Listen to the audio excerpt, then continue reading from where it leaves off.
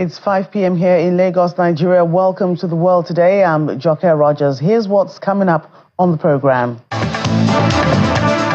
Israel claims it killed Palestinian attackers as major military operations continue in and around Jenin.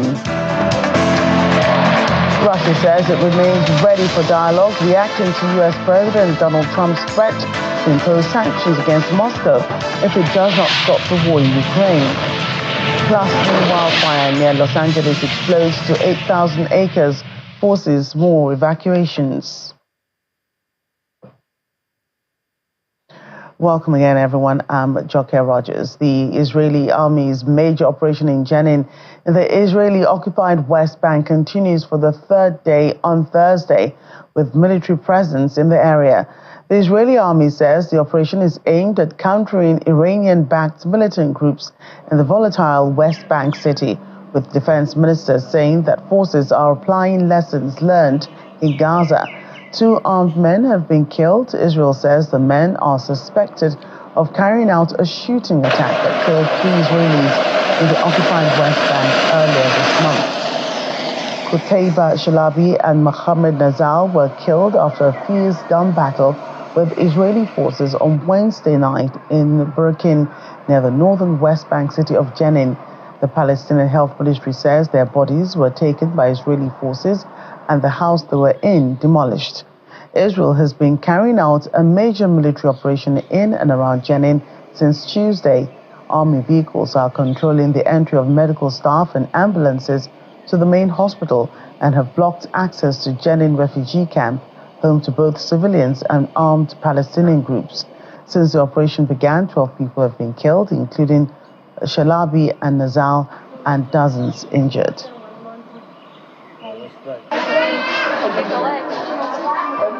Well, for the first time since the ceasefire between Israel and Palestinian group Hamas, the new United Nations new Middle East envoy Sigrid Kaag visited Khan Yunis in Gaza on Wednesday.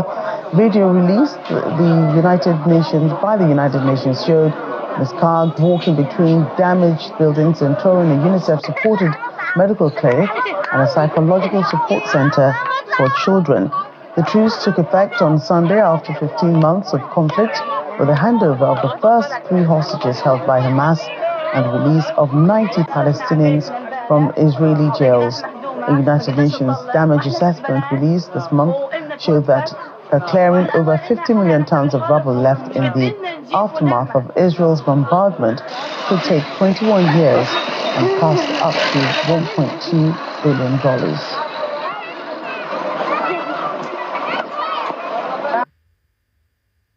My first visit since the ceasefire, and we see a lot of movement, we see a lot of activity. I visited a health point, newly established, where pregnant women, newborns and children up until the age of 5 get a very simple but important health check and referrals. I'm now at a UNICEF-run mental health facility. It's MHPSS, children to play, to be together, but also to allow psychologists or specialized caretakers to see which children have suffered even more than every other child and need specialized and dedicated attention. But of course the trauma is collective across the ages. Let's hope the ceasefire holds, that we can continue to bring in the humanitarian assistance that is so much needed, but also all the other goods that people come up to me and ask for. Shelter, a roof over their heads, clean water, sleep perhaps in future in a bed, all the basic simple stuff in life they've all lost. In the meantime, more humanitarian aid is entering Gaza as Gazans, desperate for food and supplies, crowded around a pallet of aid in Rafah as trucks with humanitarian assistance drove through the south of the Gaza Strip on the 5th day of a ceasefire between Israel and Hamas. The United Nations Office for the Coordination of Humanitarian Affairs said 808 aid trucks had entered the Gaza Strip as of Wednesday.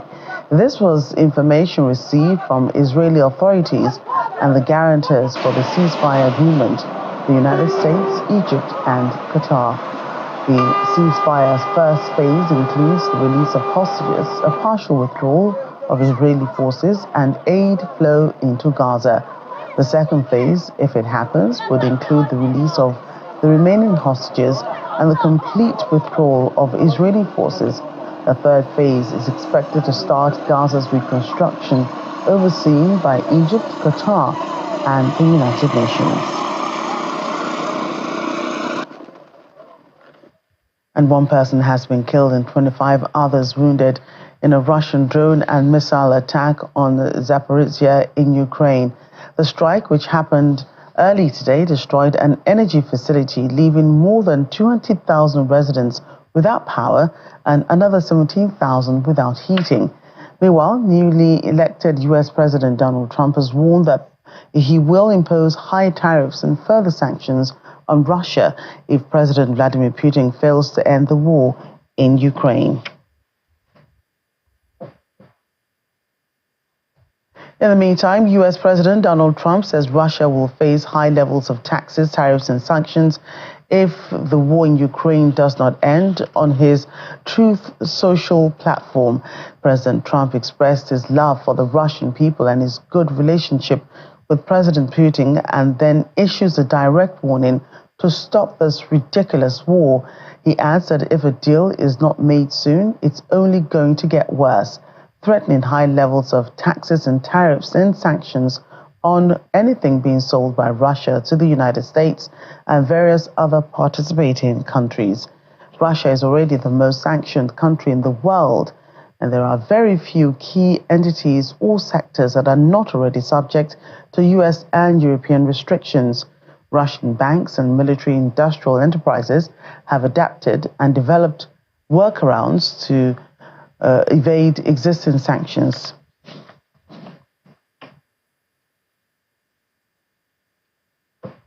Well, responding to the tariff threats, Russia says it remains ready for an equal dialogue, a mutually respectful dialogue. President Vladimir Putin's spokesperson Dmitry Peskov says that the Kremlin is waiting for signals that are yet to arrive. He adds that Russia sees nothing new in Donald Trump's threats to impose sanctions. The response comes after a comment on Wednesday from Russia's Deputy UN Ambassador Dmitry Polyansky, who says the Kremlin would need to know what Mr. Trump wants in a deal to end the war before taking any further steps. Let's get more on this. Joining us is David Awarawo, Professor of History and Strategic Studies at the University of Lagos. Thank you for joining us. Thank you for having me. So Donald Trump's stance on Russia can be tagged complex and often contradictory. With these threats he's making to Russia, do you think Russia is going to listen and come to the negotiating table at the very least? No. The threats will not get Russia to come to the negotiating table. Russia has made it clear that what it wants will be dialogue, negotiations that will be mutually respectful. That is what Russia would focus on.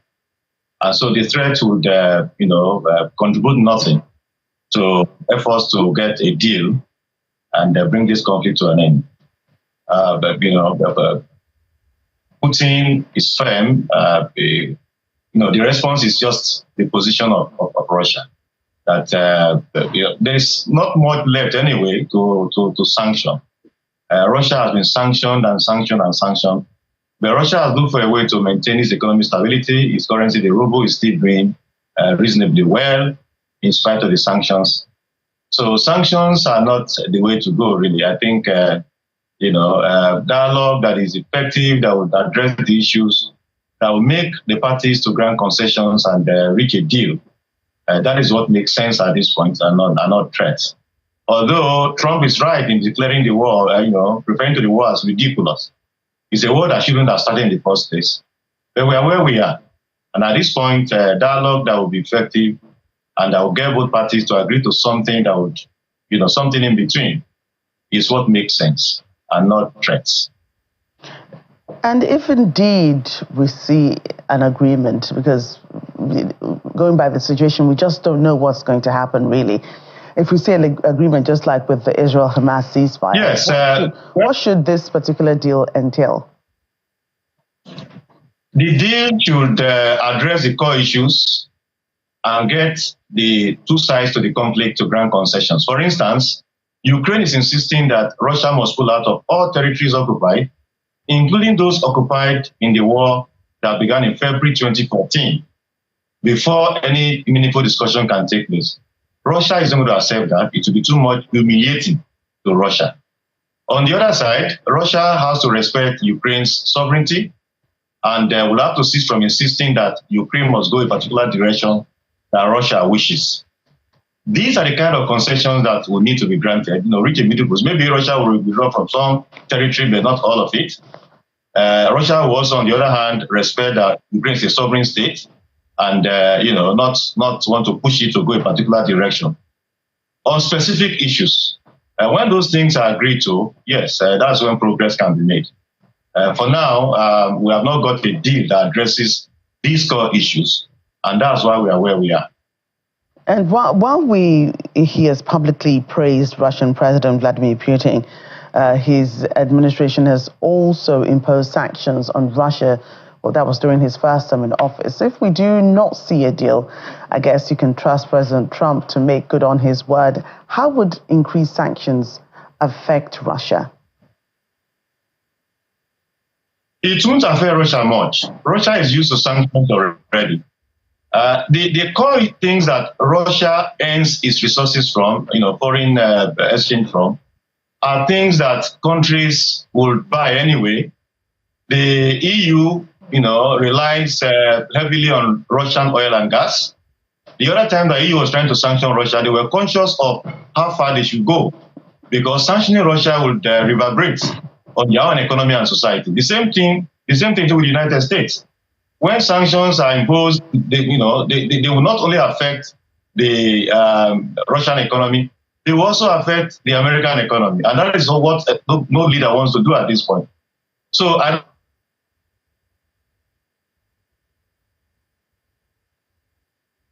accept a deal. What will persuade Putin to accept a deal is how much concession Ukraine grants in whatever deal is presented.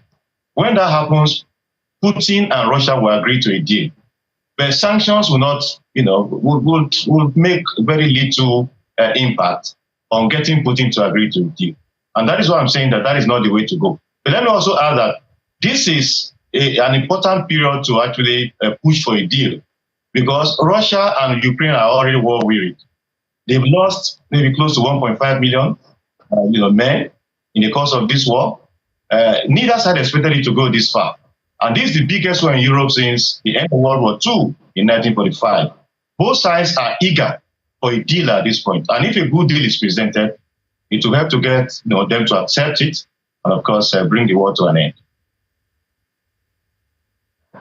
Right. It seems, the way this conversation has gone, we can agree that if those sanctions will not affect Russian President Putin or Moscow in any way, seems unmoved. He seems to be in a place of power anyway. And, the mediators have to be very cautious on the kind of demands that they ask of Mr. Putin in actually trying to get a deal to end the war in Ukraine. Well, the position that Trump has maintained is not useless. These threats sometimes get leaders to do what they would otherwise not have done. They will know that the U.S. is eager to get this war to end. Trump is no-nonsense president who will go any length to push the American position. That will affect Putin, to some extent. But the point I'm making is that those sanctions themselves, Russia has been sanctioned all over, and it doesn't seem that these sanctions have affected Russia as extensively as those who have sanctioned Russia had expected. New sanctions, fresh sanctions on Russia, I'm not sure will do much, to influence Russia's position. Which is why what we are pushing for is a deal that will be fair. Some deals have been presented before. China presented one deal about a year or so ago, but that deal was too much pro-Russian that Ukraine simply dismissed it. Some others have also tried to get a deal, but always too much to one side. If a deal that is balanced is presented, given where we are now, that both sides are almost tired of fighting, they will likely accept it. And that will be the way to go, and not sanctions. Right. In a few minutes, we'll get to see the U.S. President Donald Trump making a speech. Let's just take a quick listen to him. Apologies, we'll just pause you for a little bit to listen to Donald Trump's speech right now and get back to this conversation. And hopefully, we might just take a look at what he has said as well. American people, and frankly, against politicians, and restored the fair, equal, and impartial rule of law. My administration has taken action to abolish all discriminatory diversity, equity, and inclusion nonsense. And these are policies that were absolute nonsense throughout the government and the private sector.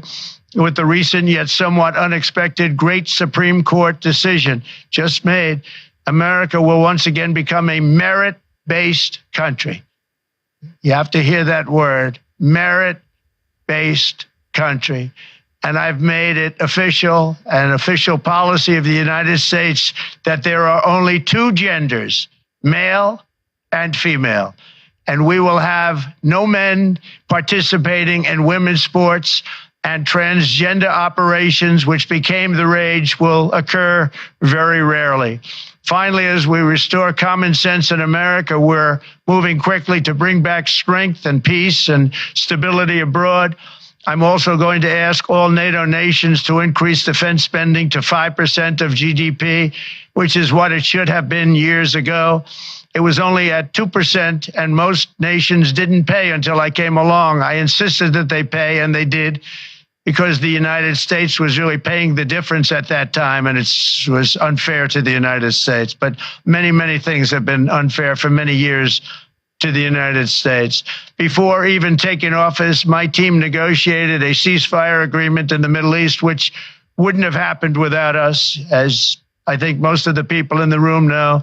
Earlier this week, the hostages began to return to their families. They are returning, and it's a beautiful sight, and they'll be coming in more and more. They started coming back on Sunday.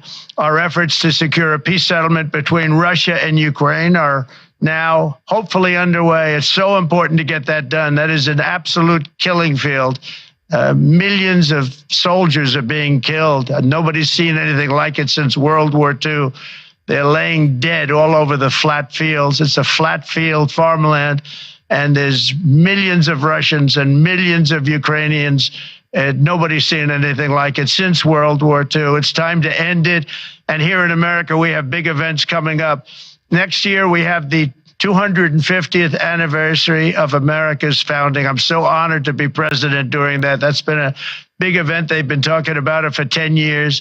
We also have the World Cup, and I understand Gianni's in the room. Infantino, he was very instrumental in helping us get it. He's there with you someplace, I think, and I want to thank him for that. And then we have the Olympics coming up, which I was instrumental in getting also in my first term. And who would have known that by skipping a term, I would get the Olympics? I was upset. I said, you know, I got the Olympics to come and I won't be president. But it turned out through a stroke of luck, or whatever you might call it, that I'm going to be president during the World Cup and the Olympics and the 250th anniversary. So that's going to be three big events. And we've accomplished more in less than 4 days. We have really been working 4 days than other administrations have accomplished in 4 years. And we're just getting started. It's really an amazing thing to see, and the spirit and the light over our country has been incredible. Under the last administration, our nation has suffered greatly, but we're going to bring it back and make it greater, bigger, stronger, better than ever before. I want to thank everybody for being with you. I would have been there myself, except the inauguration was 2 days ago. I thought it might be a little bit quick to make it the first stop, but we'll get there one day. We hope to get there. But I do appreciate, I heard the audience is fantastic, and many of my friends are in the audience, and I will be taking questions now from some very distinguished people. Thank you all very much.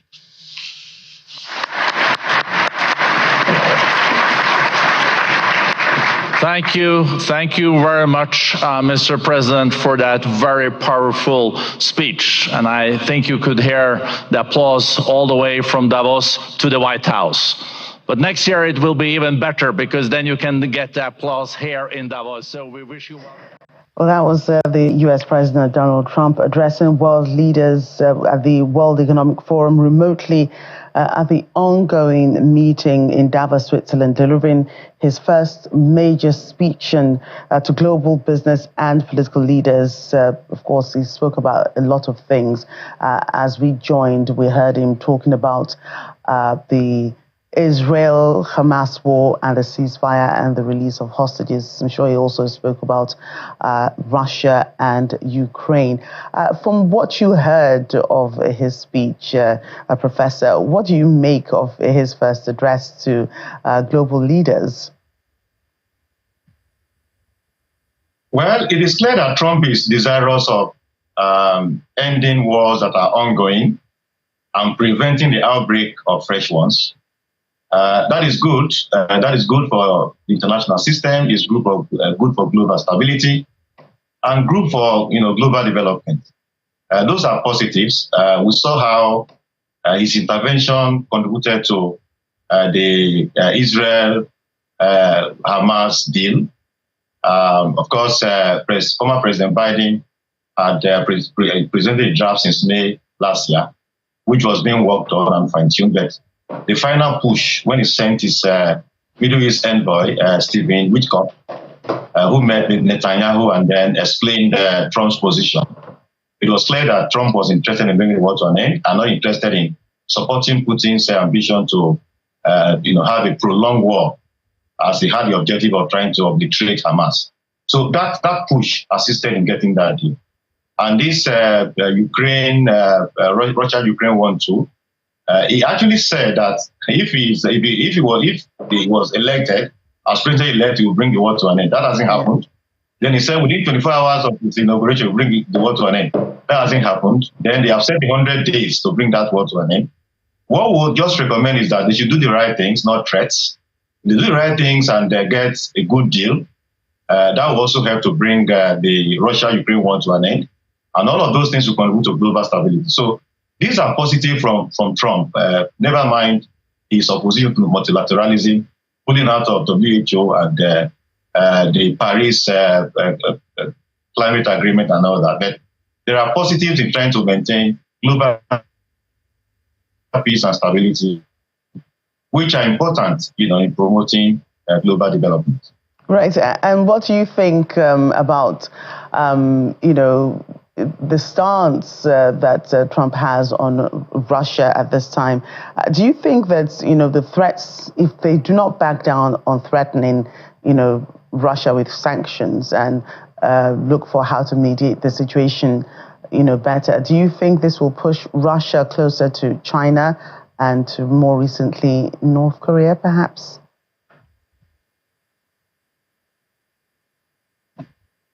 Well, Russia's closeness to China will likely continue and will likely intensify. Russia will now say that, its allies until now will remain its allies. But like I said before, the threats will get Russia, will get Putin to try to, settle for a deal. Once one is presented, the opposition is already clear now that they want a dialogue, negotiations that are respectable, mutually, respectable. That's Russia's position right now, which is good. So what Trump will need to do just to get experts, the United Nations should get involved more actively so that a deal that is fair and that will be acceptable to both sides can be presented. But certainly, it is clear now that Putin will be convinced now that closer relations with the United States under the Trump presidency will not take place. So you are right. That will push him closer to China and these other countries that have been traditional allies.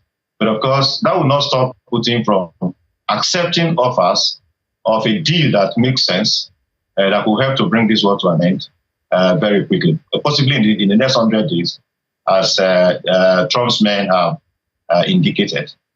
Right. How do you think all these, tensions might affect global trade flows?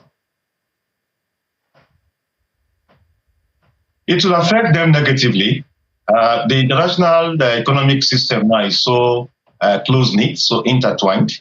In the past couple of decades, that intensification of international linkages in trade and some other things, we saw that once there is instability somewhere, it affects everywhere. We saw that when the Russia-Ukraine war started, countries could not get grains. The grains were there, but they couldn't be taken to those countries.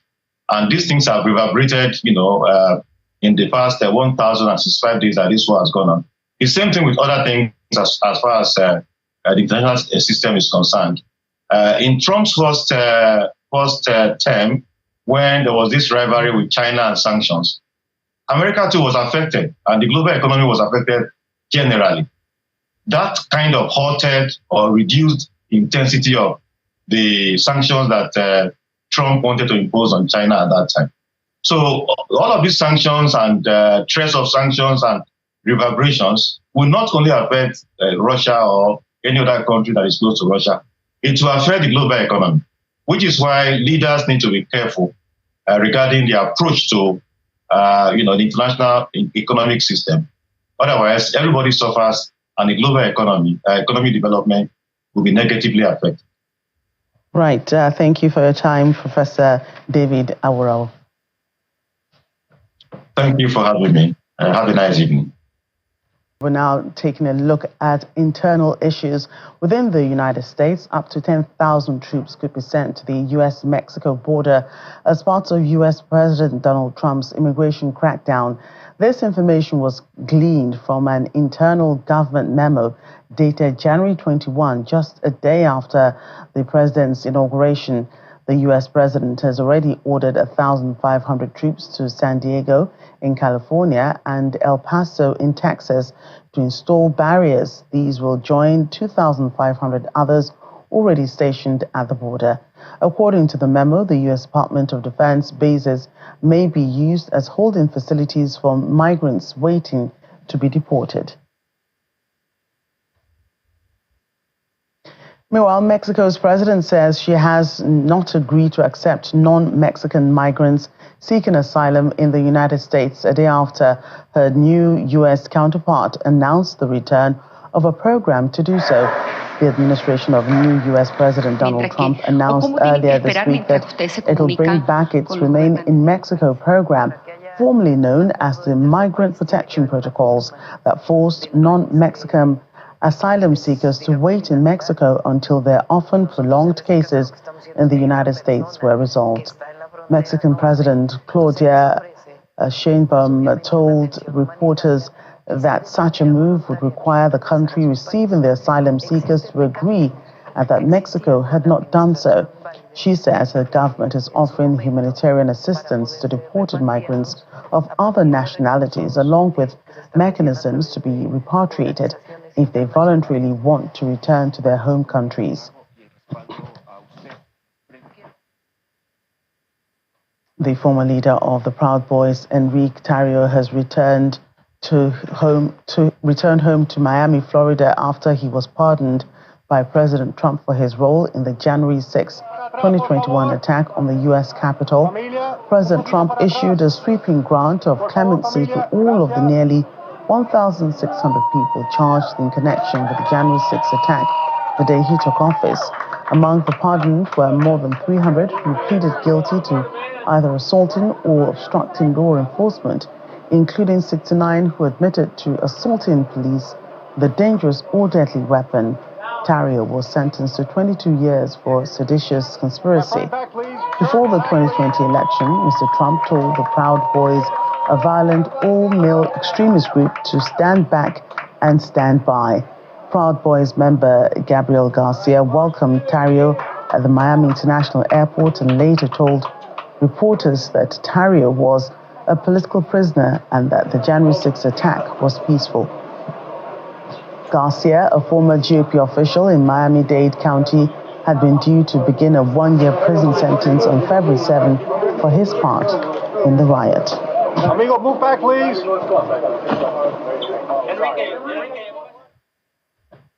In the meantime, a former police officer who was a direct victim of the riot at the U.S. Capitol back in 2021 says the sweeping pardons granted by President Donald Trump is absolute government lawlessness that will embolden far-right violent groups.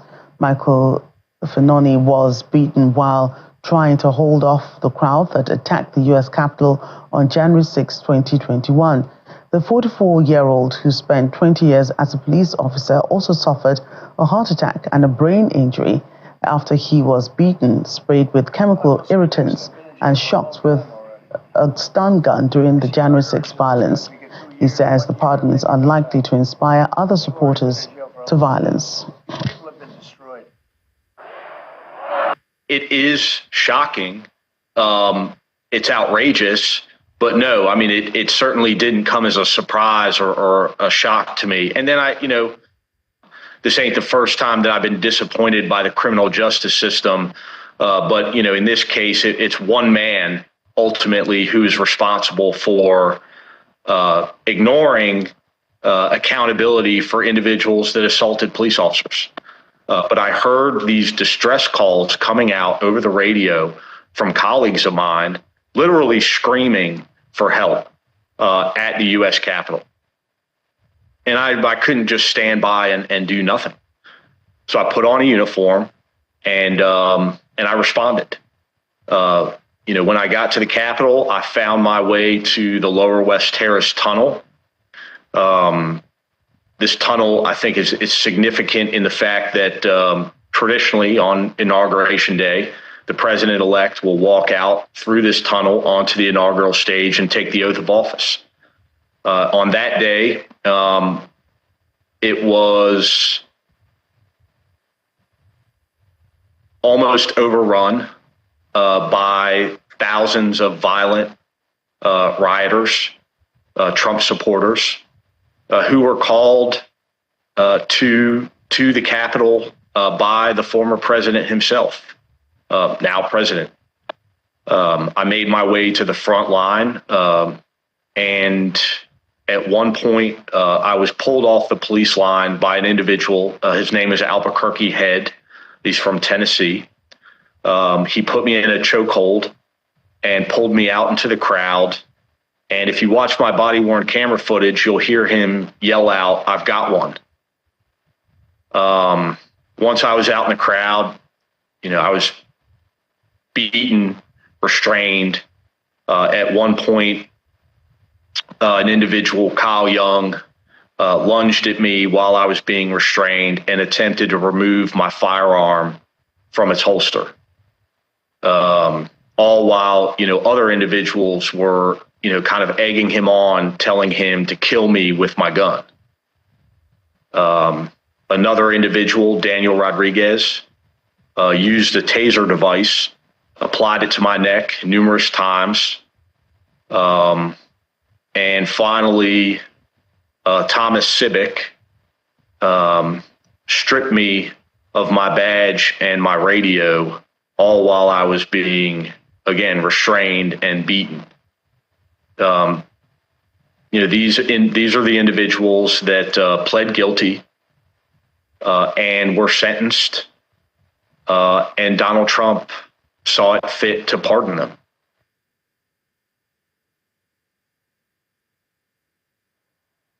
U.S. representatives and other police officers are also criticizing President Donald Trump for pardoning the rioters.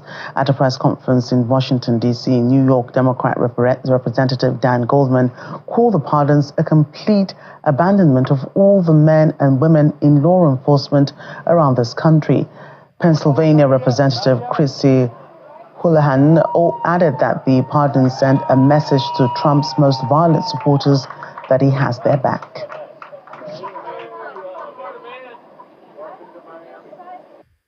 Donald Trump's pardons are a complete abandonment of all of the men and women in law enforcement around this country. The Capitol Police officers, the Metropolitan Police Department officers who protected the Capitol that day, who protected members of Congress, senators, the vice president, put their lives on the line to do their job. And the rioters, the masses that Donald Trump sent to the Capitol, invaded that Capitol and assaulted many of the officers on their way. Those who have been released have made their intentions clear. These are far-right, violent extremists who have engaged in political violence, now set free by the President of the United States and encouraged, emboldened, inspired to not only fight on his behalf, but to commit violence on his behalf. This is effectively a militia that Donald Trump has created to support his political wishes and his personal wishes. Donald Trump inspired a mob that came and descended on this Capitol, surrounded the Capitol, trapped me and many of my colleagues in the House chamber, and brutally attacked hundreds of officers, wounding over 140 of them. What a shameful day today, or yesterday, that he then went and pardoned hundreds of violent criminals. Regardless of your political background, the letter behind your name. Away from politics, now we move to the weather. The historic winter storm, which swept across the U.S. Gulf Coast on Tuesday, bringing rare snowfall from Houston to New Orleans to the Florida Panhandle, is an important reminder of staying prepared despite an overall warming climate. This is according to weather expert and meteorologist Bob Henson, a science writer for Yale Climate Communications. He says while climate scientists mostly agree winters are overall getting warmer, extreme weather events can still catch normally warmer weather locations off guard. The recent blast of Arctic air bringing cold weather to most of the U.S. is known as a polar vortex, a large area of low pressure and cold air normally enveloping the North Pole. The jet stream, a strong, narrow band of air moving west to east across the globe, typically keeps the polar vortex from moving south. When it's weakened, the vortex can break off and move south, impacting North America and other regions south of the North Pole.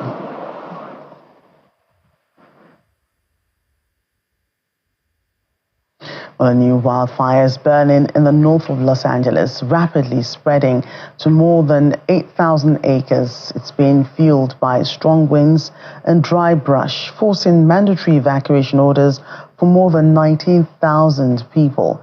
The Hughes fire, about 50 miles north of Los Angeles, further taxed firefighters in the region, who have managed to bring two major fires burning in the metropolitan area largely under control. In just a few hours on Wednesday, the new fire grew to more than half the size of the Eaton fire, one of the two monster conflagrations that have ravaged the Los Angeles area. Officials warn people in the Castaic Lake area of Los Angeles County that they face immediate threat to life, while much of Southern California remained under a red flag warning for extreme fire risk due to strong, dry winds.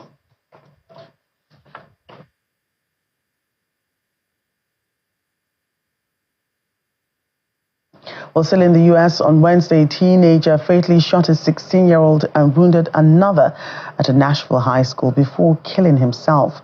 Officials say the 17-year-old shooter, Solomon Henderson, opened fire at the cafeteria at the Antioch High School in the Antioch neighborhood of Nashville. 16-year-old Jocelyn Correa Escalante was killed and a 17-year-old male student was wounded but later released from hospital. The shooter was reported to be an active student at the school, even as authorities are investigating a motive for the killing.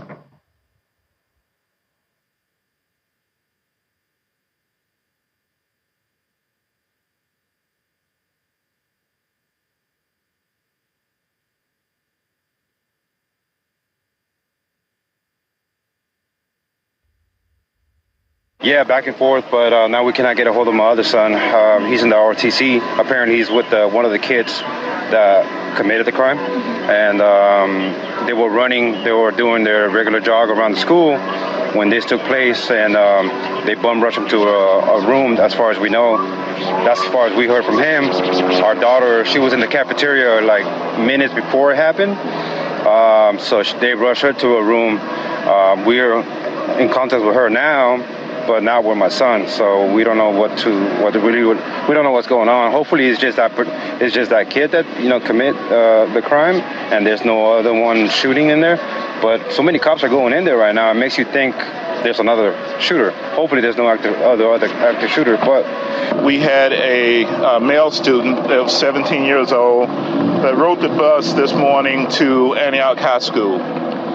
During the course of the morning, this individual made his way to the cafeteria where he then confronted a 16-year-old, as we identified as a female Hispanic student, fired, striking her. She is deceased. There is another male 17-year-old young man that was wounded with a graze wound.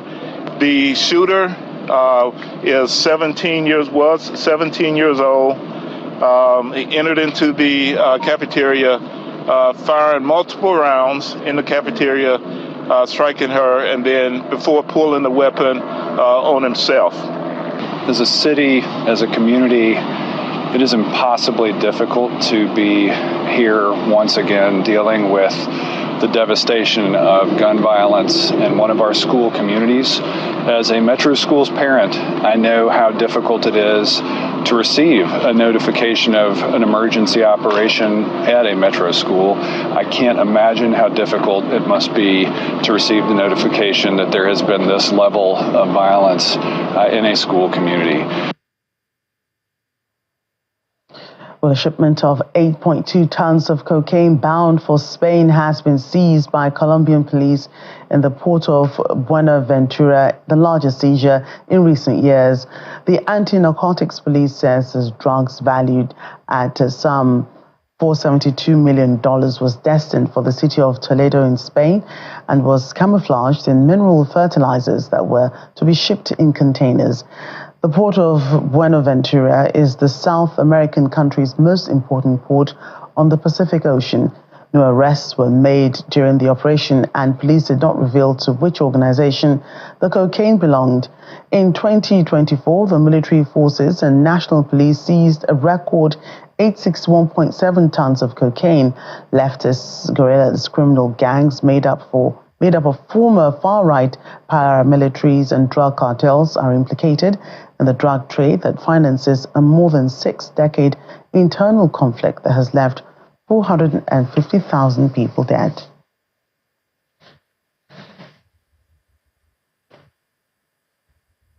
Well, at least 11 people have died in a rail accident in India's western Maharashtra state when they disembarked from their train fearing a fire, only to be hit by another train passing on the adjacent track. Railway officials told local media that someone had pulled the train's emergency stop chain, causing it to come to a halt, after which several passengers deboarded into the other track and were mowed down by another passing train. The accident occurred about 400 kilometers away from India's financial capital, Mumbai. Indian Railways is the fourth largest train network in the world and is undergoing a $30 billion upgrade as part of Prime Minister Narendra Modi's push to boost connectivity. However, rail accidents in the last 2 years, including a collision in 2023 that killed at least 288 people, have tarnished its image. India plans to bump up the spending on modernization of its railways in the federal budget to be presented next month. We're in Germany now, where a 28-year-old man from Afghanistan has been arrested following a knife attack in a park in the German city of Ashwabenk. The suspect was detained at the scene in Schöntal Park, an English-style garden in the Bavarian city where the attack occurred. Police say 2 people were killed, including a toddler, and a 41-year-old man and a 2-year-old boy were fatally injured. The stabbing adds to a string of violent attacks in Germany that have raised concerns over security and stirred up tensions over migration ahead of parliamentary elections on February 23. A Saudi doctor was arrested after a car ramming attack at a Christmas market in the city of Magdeburg on December 20, in which 6 people were killed and around 200 others injured.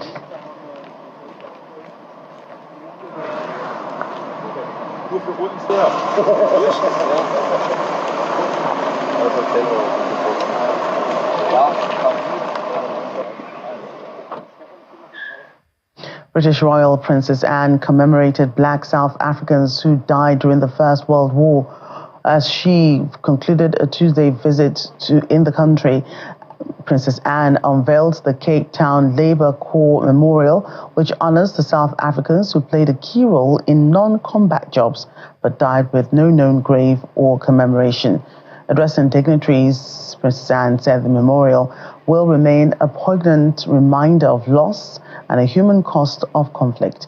King Charles' sister performed the ceremony in her role as President of the Commonwealth War Graves Commission. The memorial honors more than 1,700 South Africans. The princess last visited South Africa in 2012 to commemorate Queen Elizabeth II's Diamond Jubilee. This memorial ceremony is far more significant than the celebration of a project completed and a task well done. It is the first in a series of memorials that the Commonwealth War Graves Commission is committed to delivering that will right historical wrongs in commemoration of the war dead after the First World War. And it is important to recognise that those we have come to pay tribute to have gone unacknowledged for too long. They were the men of the South African Military Labour Corps who served with valour in campaigns during the First World War. A beacon of unity and remembrance for all who visit it in the years to come. The memorial stands as a poignant reminder of loss and the human cost of conflict. It ensures that the names and stories of those who served and died will echo through history for future generations. This Labour Corps Memorial adds an important, essential chapter to the story of brave South Africans' contribution to the Great War. May we forever honour their names, and may we never forget the importance of their sacrifice. And may we celebrate today in the knowledge that here and forevermore they will be remembered. Well, a trail of 12 dazzling new artworks by artists from across the globe was set up in London's Canary Wharf Financial District for the annual Winter Lights Festival. The lights brought a glimmer of light and illumination to the grey and wintry cold British capital. Artworks included a towering stack of bathtubs pulsing with light and sound, a UK first illuminated bird in flight, a larger-than-life portal, black holes and mirages. This year's festival, which includes 4 artworks never before seen in the UK, explores the transformative and otherworldly qualities of art and light, combining the real with the surreal. Artists from around the world showcase their installations inspired by their diverse backgrounds. The festival will run till February 1.